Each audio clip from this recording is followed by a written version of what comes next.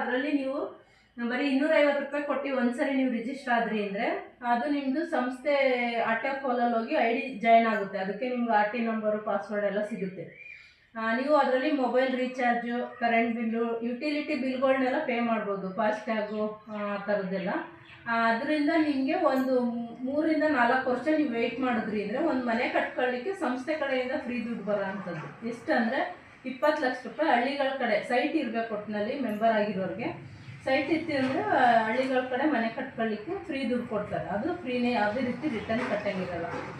ಅದ್ರ ಜೊತೆಗೆ ಈಗ ನಾವು ಅರ್ನಿಂಗ್ಸ್ ಅನ್ನೋದ್ರಲ್ಲಿ ಈಗ ಒಂದು 10 ತಿಂಗಳಿಂದ ನಾನು ಇದ್ರಲ್ಲಿ ವರ್ಕ್ ಮಾಡ್ತಿರೋದು. ಟೋಟಲ್ 1,80,000 ಇನ್ಕಮ್ ತೊಗೊಂಡಿದ್ದೀನಿ. ಅದ್ರ ಜೊತೆಗೆ ಆಸ್ಪತ್ರೆ ಫಂಡ್ ಅಂತ ಏನು ಹೇಳಿದೆ, ಅದು ನನ್ನ ಟೀಮಲ್ಲಿ ಆಲ್ರೆಡಿ ಇಬ್ಬರು ಕೊಡಿಸಿದ್ದೀನಿ ನಾನು ಲೈವ್ ಆಗಿ. ಒಬ್ರಿಗೆ ಹಾರ್ಟ್ ಪ್ರಾಬ್ಲಮ್ ಆಗಿ ಹಾಸ್ಪಿಟ್ಲ್ ಸೇರಿದ್ರು, ಅದು ಬಂತು. ಇನ್ನೊಬ್ರು ಆಕ್ಸಿಡೆಂಟ್ ಆಗಿ ಕಾಲೇ ಅವ್ರಿಗೆ ತೆಗ್ದುಬಿಟ್ರು, ಅವ್ರಿಗೂ 15,000 ಕೊಡಿಸಿದ್ವಿ ಕ್ಯಾಶು. ಆ ಥರ. ಮತ್ತು ಹೆಣ್ಮಕ್ಳು ಗಂಡು ಮಕ್ಳಿಗೋದ್ರಲ್ಲಿ ಸುಮಾರು ಒಂದು 100 ಹೆಣ್ಮಕ್ಳುಗಳಿಗೆ ಬರ್ತಾ ಇದೆ ಆಲ್ರೆಡಿ. ಒಬ್ಬೊಬ್ರಿಗೆ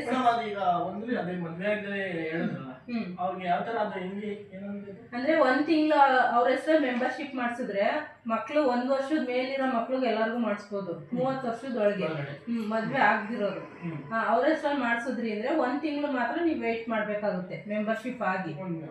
ಅವ್ರ ಹೆಸರಿಗೆ ಆಧಾರ್ ಕಾರ್ಡ್ಗೆ OTP ಬರುತ್ತೆ, KYC ಕಂಪ್ಲೀಟ್ ಮಾಡ್ಕೋಬೇಕು. ಮತ್ತೆ ಇದು JDGP ಅಂದಲ್ಲ 250 ಅದೊಂದು ಮಾಡ್ಕೋಬೇಕು. ಮತ್ತೆ ಫ್ಯಾಮಿಲಿ ವೆರಿಫಿಕೇಶನ್ ಅಂತ ಮಾಡ್ತೀವಿ. ಆ ಮನೆಯಲ್ಲಿ ಒಂದು ಮಗು ಹೆಸರಲ್ಲಿ ಈಗ ಐಡಿ ಆಗಿದೆ ನಮ್ಮ ಸಂಸ್ಥೆಯಲ್ಲಿ ಇದ್ರೆ ಅವ್ರ ಫ್ಯಾಮಿಲಿಲಿ ಇರೋರ ಹೆಸರನ್ನೆಲ್ಲ ನಾವು ಫ್ಯಾಮಿಲಿ ವೆರಿಫಿಕೇಶನ್ಗೆ ಆ್ಯಡ್ ಮಾಡ್ತೀವಿ. ಅವರು ಮೆಂಬರ್ ಇಲ್ಲ ಅಂದ್ರೂ ನಡೆಯುತ್ತೆ. ಆ ಥರ